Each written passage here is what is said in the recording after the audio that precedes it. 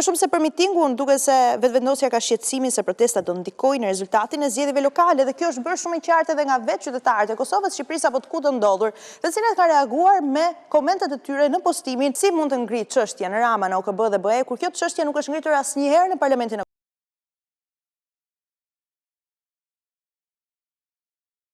miratojnë në rezolutën në Parlamentin e Kosovës që çështjat shkojnë në organizata ndërkombëtare.